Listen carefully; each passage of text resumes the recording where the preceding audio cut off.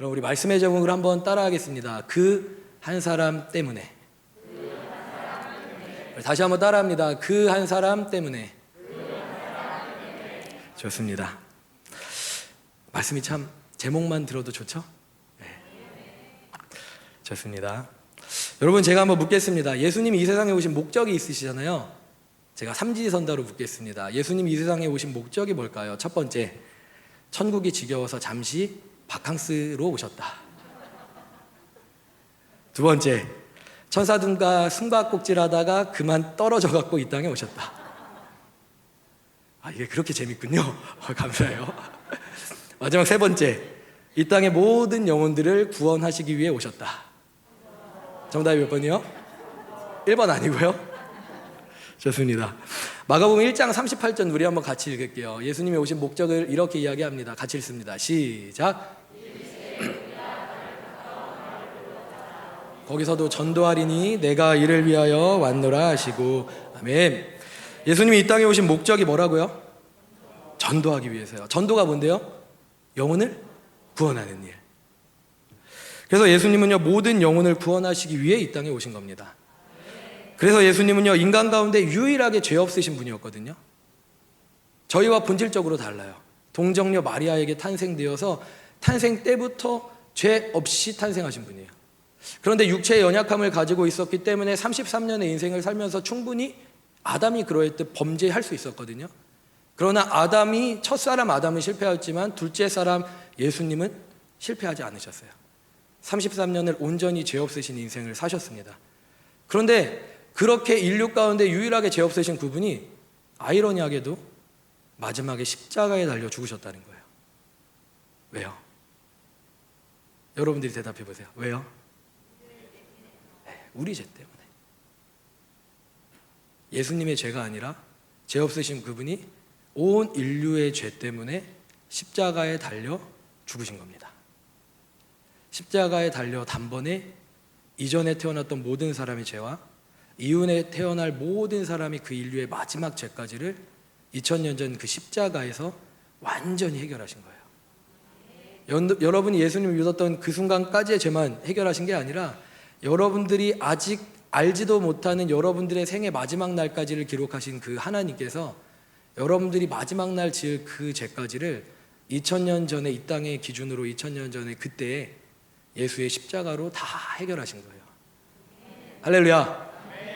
그러므로 이 완벽한 십자가에는요, 다른 무엇이 더하여질 필요가 없습니다. 그저 믿기만 하면 됩니다. 그분은요, 그렇게 십자가에서 모든 의를 이루시고 3일 뒤에 부활하셔갖고요, 지금은 천국 보좌 우편에 앉아 계세요. 우편에 앉아 계시면서 무엇 하길 원하시냐면요, 다시 오길 원하세요. 그런데 왜 안 오시고 계시는지 아세요? 사람들이요, 거봐, 언제 올 건데? 라고 재림에 대해 비웃고 있고, 언제 올 건데? 라고 하면서 자기들 멋대로 살아가는데, 그걸 다 아시면서도, 그 비웃음을 다 아시면서도 예수님이 늦게 오시는 이유에 성경에 이렇게 기록되어 있어요. 그분이 더디 오심은 한 영혼이라도 더 구원하시고자 함이라. 할렐루야. 예수님은 지금도요, 구원하기 위해서 한 영혼 때문에 그 모욕을 참아 가시면서 더디 기다리고 계신 거예요. 그렇다면 여러분, 예수님이 이 땅에 계실 동안 하신 일은 뭘까요? 이 땅에 계셨던 33년의 인생 동안, 특별히 3년의 공생의 기간 동안 하셨던 일은 뭘까요? 성경은요, 이를 삼중사역 혹은 사중사역이라고 하는데, 우리 삼중사역으로 우리 한번 얘기해 보도록 하겠습니다. 우리 먼저 한번 따라해 볼게요. 복음을 전파하시고, 병든 자를 고치시고, 귀신을 내쫓으시고. 이게 우리 주님이 하신 일이에요. 하늘나라의 복음을 전파하셨고요, 귀신을 내어 쫓으셨고요, 모든 병든 자를 고치셨어요. 그리고 지금도 우리 주님이 하시는 일은 똑같아요. 이 땅 가운데 있는 영혼들에게 하나님 나라의 복음을 전파하시고요, 병든 자를 고치시고요, 귀신을 내어 쫓으세요. 우리 안에 있는 우울한 것들, 우리 안에 있는 없애야 될 모든 것들을 하나님이 이 시간에도 고치시고 만지시고 회복하시는 줄로 믿습니다. 이를 가리켜 예수님의 삼중사역이라고 해요. 그럼 여러분, 왜 예수님이요 공생의 3년 동안 하루 종일 이 일들만 하셨을까요? 왜냐하면요, 예수님이 이 땅에 있는 사람들을 사랑하셨기 때문이에요. 무엇 하셨기 때문이요? 사랑하셨기 때문입니다. 그래서 예수님은요, 이 일을 위해서 30년을 의로 준비하셨고 3년을 오로지 이 일들만 하며 사셨습니다. 그런 예수님의 하루가 얼마나 바빴냐면요, 정말 바쁘셨어요. 마가복음 3장 20절은요 예수님의 하루를 다음과 같이 기록하고 있습니다. 우리 좀 이해하시기 좋게 우리말 번역으로 네, 그냥 우리 좋습니다. 감사해요. 자, 우리 우리말 번역으로 한번 읽겠습니다. 시작.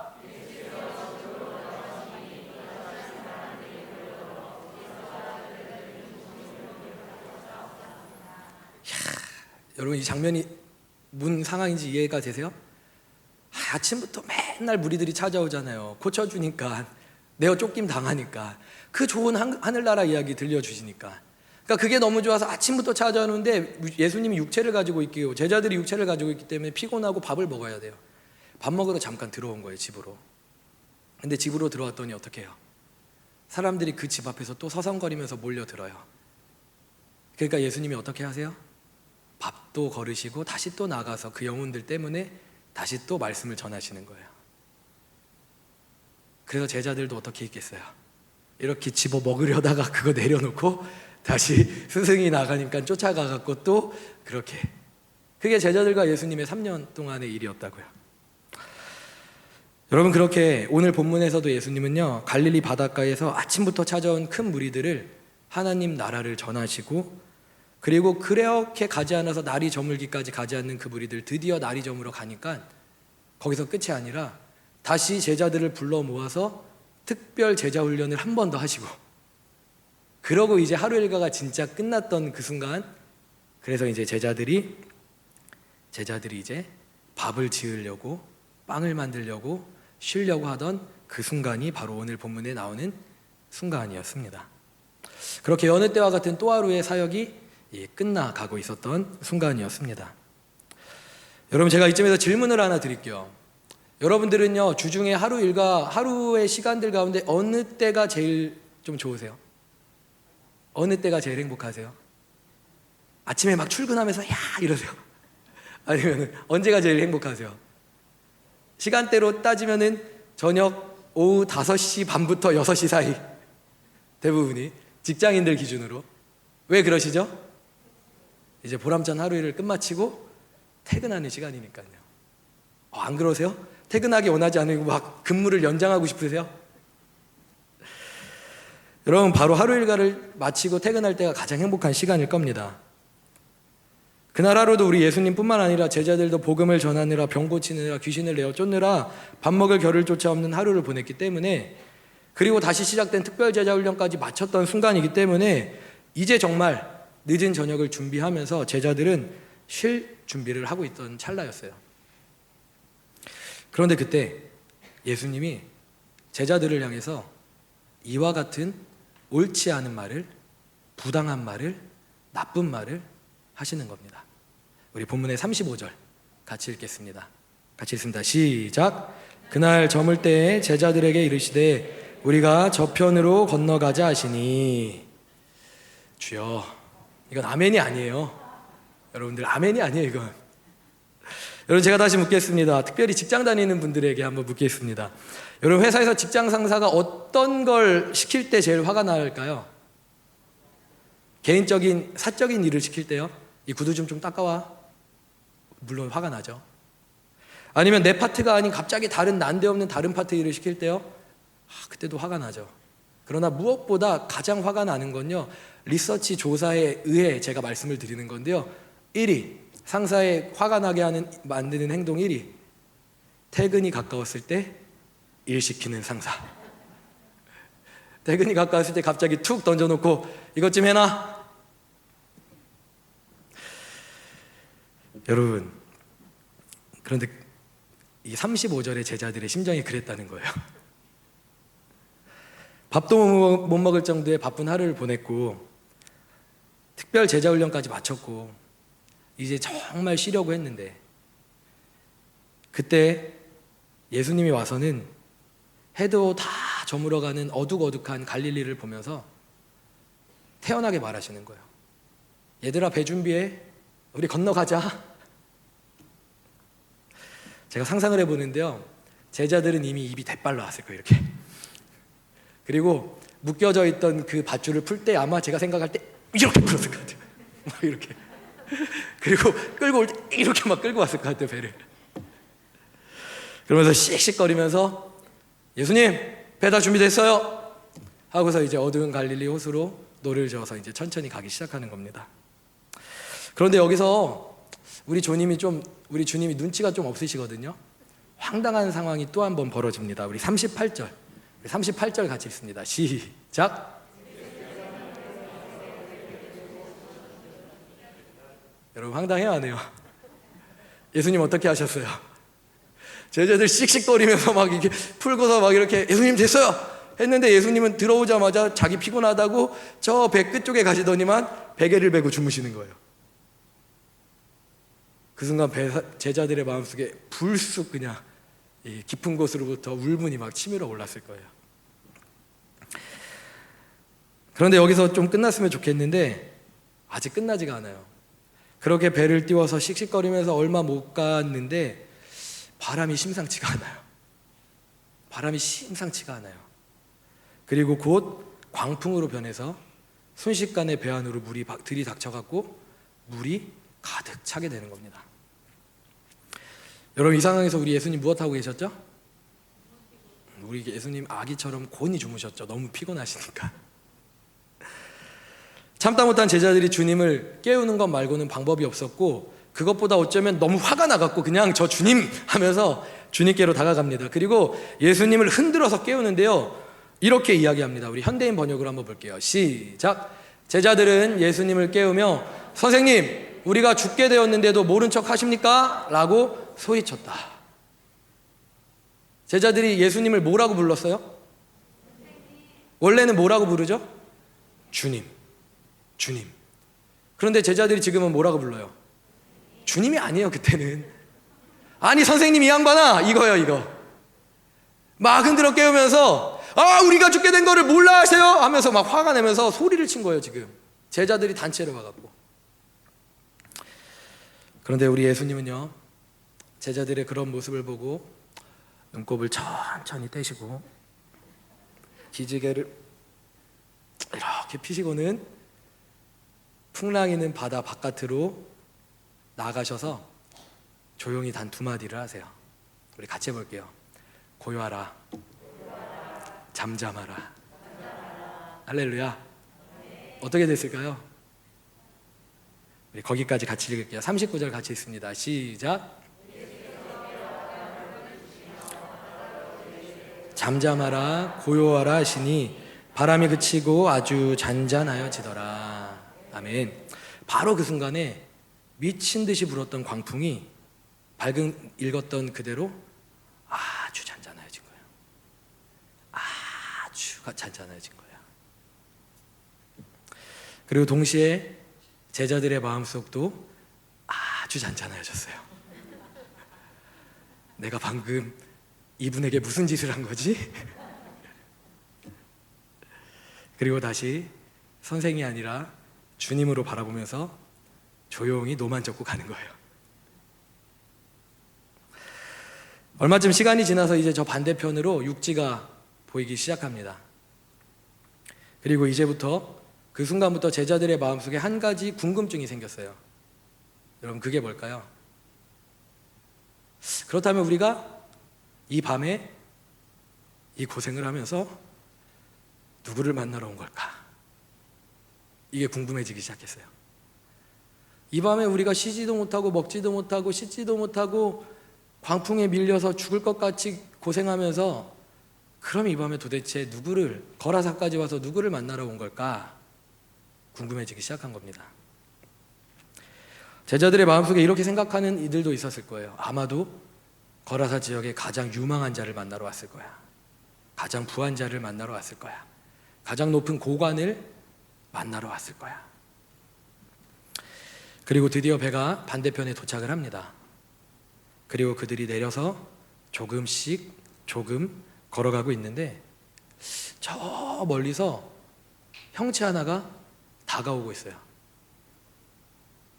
근데 멀리서 형체 하나가 다가오고 있는데 그 형체가 분간이 좀 안 돼요. 가까이 다가올수록 이게 사람인가 짐승인가 분간이 잘 안 돼요. 좀 더 자세히 가까워지니까 그가 나오고 있는 배경이 보이는데 그 배경이 어디였냐면 공동묘지 무덤가였어요. 무덤가에서 하나의 형체가 을씨년하게 나오는데 이게 사람인지 동물인지 구분이 안 되는 거예요. 더 가까이 남자가 다가왔을 때 제자들은 깜짝 놀랍니다. 왜냐하면 남자가 아무것도 입지 않고 나체로 다가오고 있었기 때문이에요. 더 가까이 다가왔을 때 제자들은 다시 놀랍니다. 왜냐하면 달빛에 비친 그의 온 몸이 다 피로 얼룩져 있고 상처로 얼룩져 있고 자해한 흔적으로 얼룩져 있는 거예요. 온 몸이 머리부터 발끝까지. 나중에 알고 보니까 그 남자는 동네에서 유명한 귀신 들린 남자였어요. 그것도 얼마나 악한 귀신이 들렸냐면 군대 귀신 들린 남자였어요. 그래서 그가 하는 일은 밤낮으로 돌로, 날카로운 돌로 자기 몸을 해하는 것, 자해하는 것, 괴롭히는 것, 이거 말고는 하는 일이 없었어요. 그에게 부모가 없었을까요? 아니요, 부모가 있죠. 그런데 그 부모마저도 해결이 안 돼요. 그에게 친구가 없었을까요? 그 친구들에게서도 제어가 안 돼요. 동네 사람들이 어떻게든 그를 제어하려고 했지만 그가 모든 걸 다 끊어내고 마침내 쇠고랑으로 묶었는데도 쇠고랑마저 풀어내는 그 모습을 보고 이제는 그를 내버려둬요. 포기해요. 다행히 그가 포기했더니 마을 안에 살지 않고 귀신 들린 자답게 저 공동묘지에 가서 밤낮으로 괴성을 지르며 하는 일이라고는 자기 몸을 자해하면서 하루 종일 살아가는 거예요. 그렇게 동네에서 잊혀졌던 존재, 사라졌으면 하는 존재가 바로 그 귀신 들린 한 남자였어요.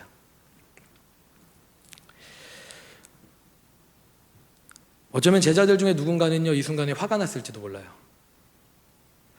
내가 이 생고생을 하며 여기까지 왔는데 여기까지 와서 만나는 그 사람이 고작 이 쓸모없는 한 사람인가? 그리고 그런 생각을 할 겨를도 없이 그 남자는 이미 다가왔고 그 귀신 들린 남자가 예수님 앞에 무릎을 꿇어요. 무릎을 꿇더니 절을 하는 거예요. 절을 하면서 이렇게 울부짖기 시작합니다. 지극히 높으신 하나님의 아들 예수여, 나와 당신이 무슨 상관이 있습니까? 나를 괴롭게 하지 마시옵소서. 왜냐면요, 예수님이 이미 그 멀리 있는 남자에게 명령하셨거든요. 그 남자 안에 있는 더러운 귀신에게 이렇게 명령하셨어요. 그 사람에게서 나오라! 이미 그렇게 명령하셨기 때문이에요. 예수님이 부복한 그 남자 안에 있는 귀신에게 묻습니다. 내 이름이 뭐냐? 그리고 귀신이 대답합니다. 군대 귀신입니다. 왜냐하면 우리의 수가 많기 때문입니다. 그리고 귀신이 예수님께 한 가지 간청을 해요. 예수님, 제발 우리를 무적행으로 돌려보내지 마시고 저 건너편에 있는 돼지떼에게로 들여보내시옵소서. 그리고 예수님이 이를 허락하십니다. 귀신들이 저편에 있던 저 반대편에 있던 돼지떼에게로 즉시 들어가고 갑자기 돼지떼가 빌탈길로 내리닫아서 호수로 몰사하는 거예요. 2,000마리나 되는 돼지떼가 그날 호수에 몰사당한 겁니다. 그리고 군대 귀신이 떠나갔기 때문에 이 남자는 이제 정신이 온전해지고 그래서 옷을 입고 예수님 옆에 앉아서 예수님의 말씀을 듣기 시작합니다. 할렐루야. 그런데 여러분, 우리에게는 이 소식이 아멘이었는지 모르는데 동네 사람들에게는 이 소식이 아멘이 아니었었던 것 같아요. 동네 사람들이 엄청난 소문과 이 엄청난 광경을 보고 달려옵니다. 이게 무슨 일인가?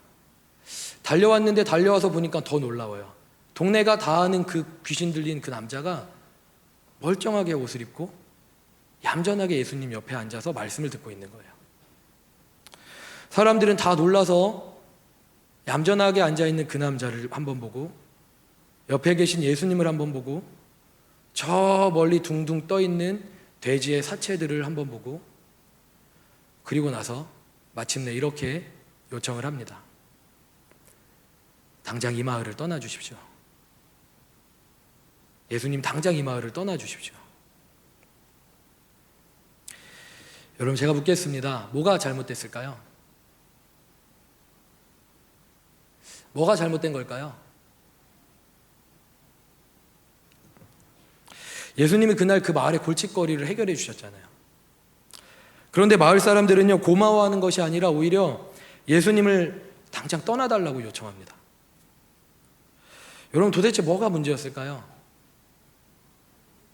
문제가 하나 있다면 그건 승리의 부위가 아니에요. 이게 뭐죠? 돼지 2,000마리요. 2,000마리. 제가 설교를 준비하면서 언제나 무엇이든 알려준다는 그분께, 우리 녹색창의 그분께 제가 돼지 한 마리 가격을 물어봤습니다.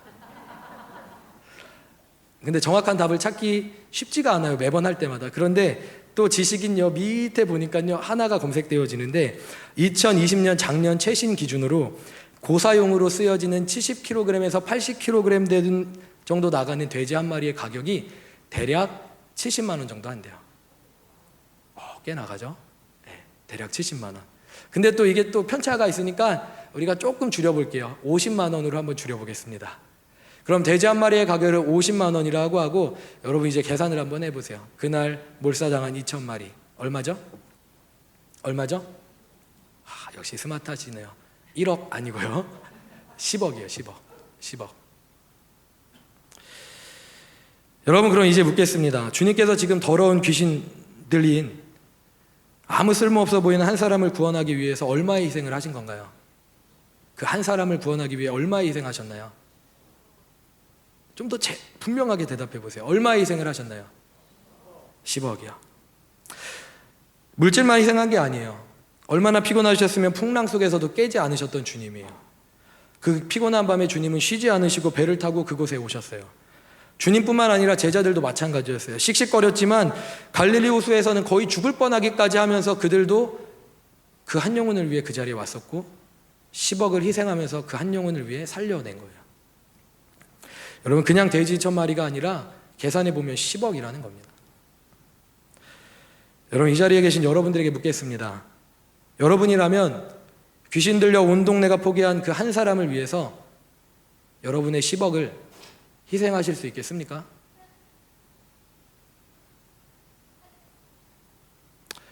너무 딴 얘기 같아서 와닿지 않으시죠? 다행히 제겐 10억이 없어요. 여러분, 그럼 죄송하지만 제가 이렇게 가정해 볼게요.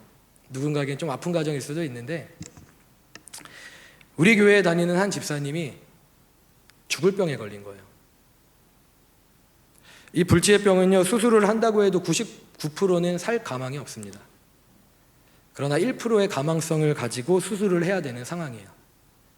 그런데 그 수술 비용이 얼마요? 10억이요, 10억. 그렇다면 여러분들은 우리 교회에 속한 그 집사님을 살리기 위해 그 10억 중에 얼마를 감수하실 수 있겠습니까?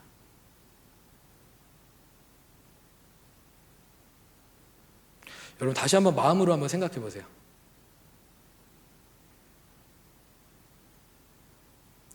여러분들은 그 한 분을 위해 얼마를 내어드릴 수 있겠습니까?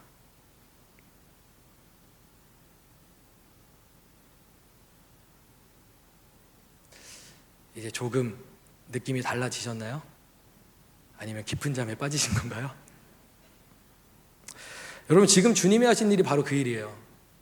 쉬는 것을 포기하셨고 죽을 고비길을 넘기시면서, 그리고 10억을 기꺼이 지불하시면서 우리 주님이 하신 일은요, 아무 쓸모없던 거라사의 광인 그 하나를 살리셨던 일입니다. 그리고 제가 이 본문을 다시 묵상하고 또 묵상하고 또 묵상하다가 다시 또 하나의 사실을 깨달았어요. 제가 처음 들었던 그때는 주님이 정말 우리를 사랑하시는구나, 주님이 정말 나를 사랑하시는구나, 그 사실에 너무 감격스러웠는데, 제가 이 말씀을 전하기 위해 다시 그 말씀을 묵상할 때 저에게 두 번째 깨달아진 것은 뭐냐면, 그런데 그 거라사의 광인이 바로 저였더라고요.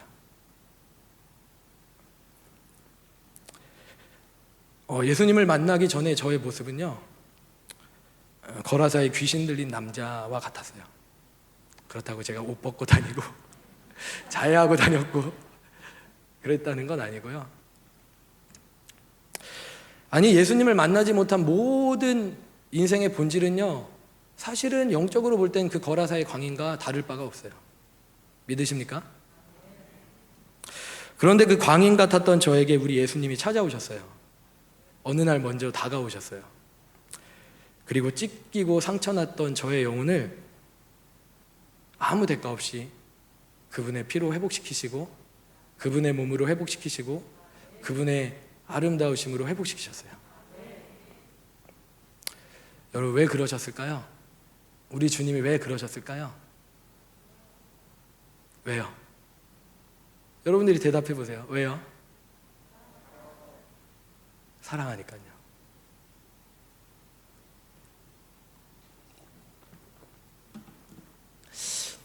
여러분, 제가 놀라운 걸 하나 꺼내겠습니다. 갑자기 잠이 한 두 분이 지금 잠에서 깨셨어요. 이 5만 원을 보고. 야, 10억에도 주무시던 분들이. 그런데 여러분, 이거 얼마짜리죠? 5만 원짜리입니다. 그런데 여러분, 놀라지 마세요. 여기에, 죄송해요,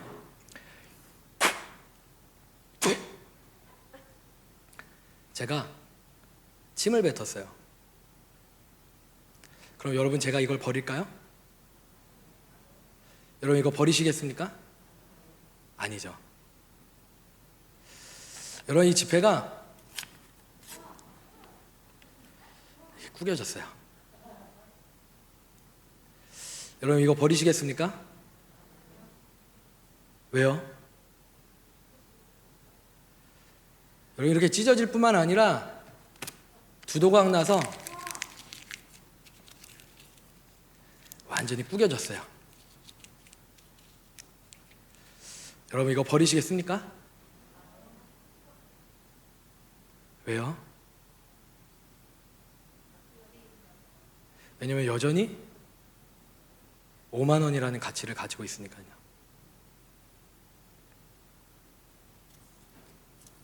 소중하니까 다시 넣어야 돼요.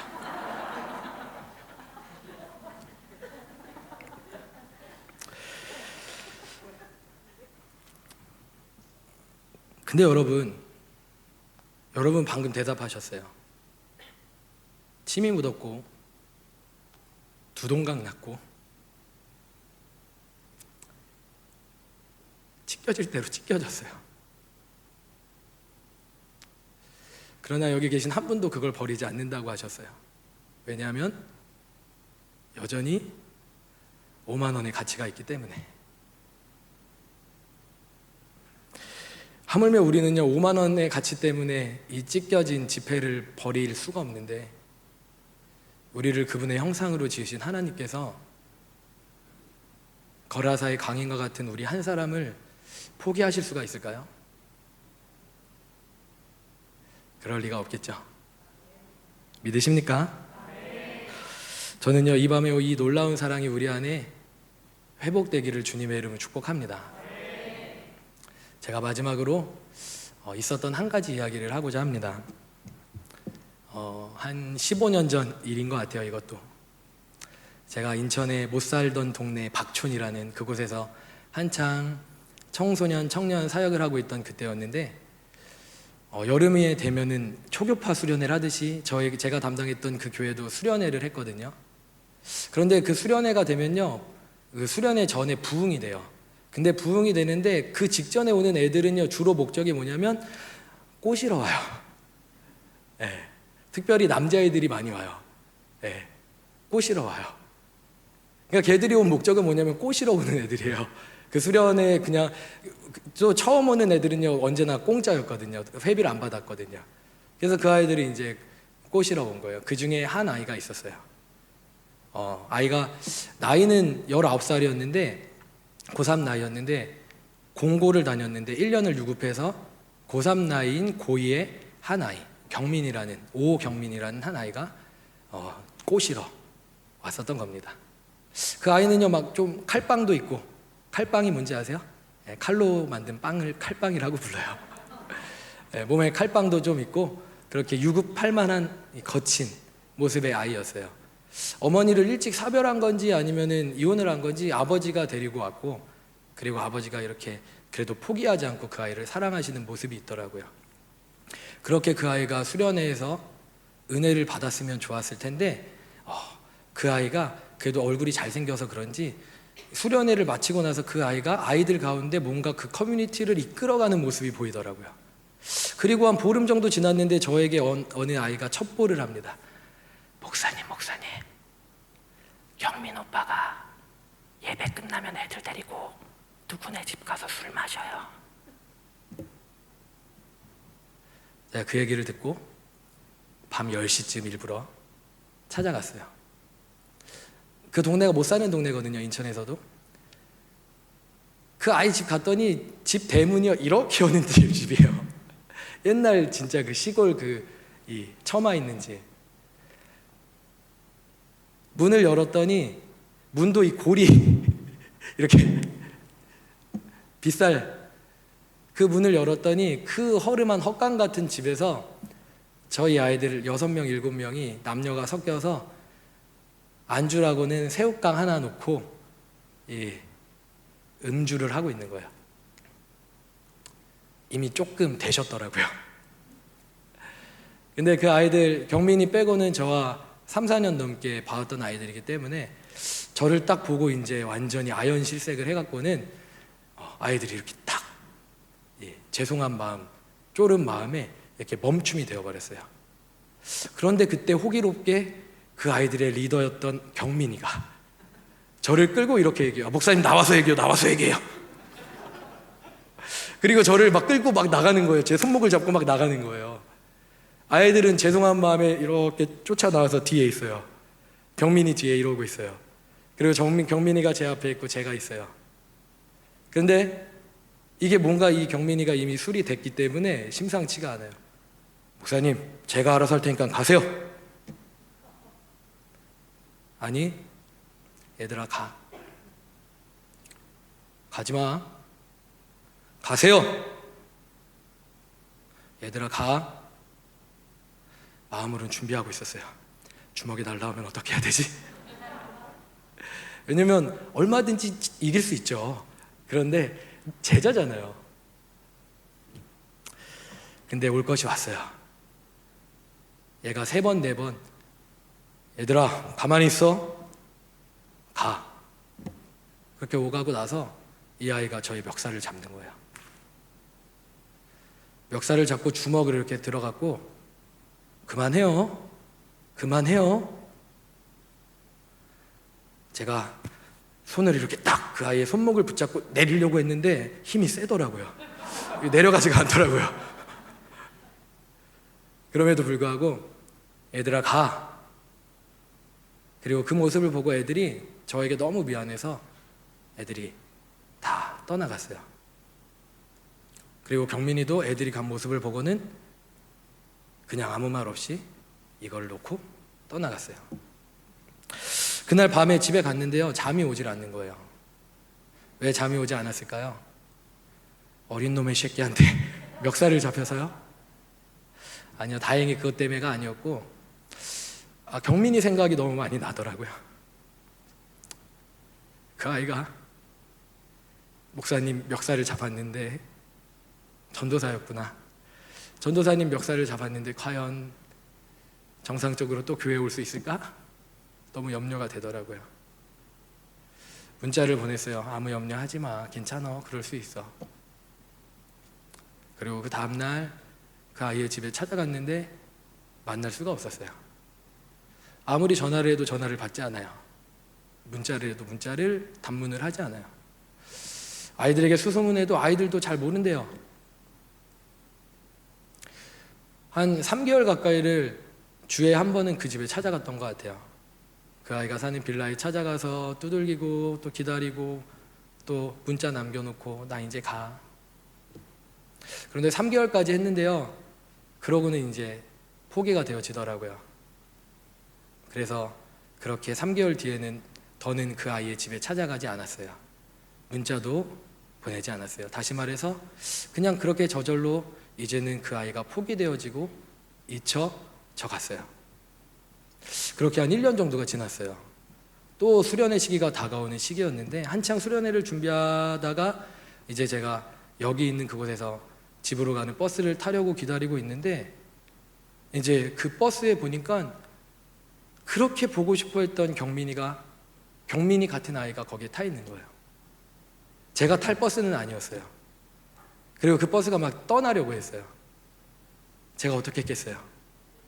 달려가갖고 버스 문을 막 쳤죠. 근데 이미 출발했기 때문에 그 버스는 지나갔어요. 그리고 그 버스가 지나간 뒤에 제가 너무 울컥하더라고요. 그래서 그냥 그 자리에서 하염없이 그냥 눈물이 나와서 눈물을 흘리고 있는데 그때 하나님이 제 마음에 이렇게 말씀을 하시는 거예요. 수연아, 너는 경민이를 잊었었지? 그런데 나는 단 한 번도 경민이를 잊어본 적이 없단다. 너는 경민이를 잊었었지? 그러나 나는 단 한 번도 내 아들 경민이를 잊어본 적이 없었단다.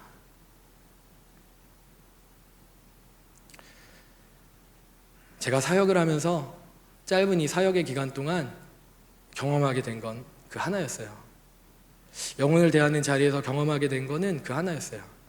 하나님이 얼마나 한 영혼을 사랑하시는지, 하나님이 죽기까지 그 물과 피를 쏟으시기까지 우리를 사랑하셨다는 그 말이 얼마나 진실인지, 저는 오늘 이 밤에 그 은혜가 피상적으로 느껴지는 게 아니라 예전에 예수님 만났던 그때만 감격으로 여겨졌던 게 아니라 오늘 이 밤 우리 모두 가운데 다시 오늘 내 은혜로 회복되어지기를 주님의 이름으로 축복합니다.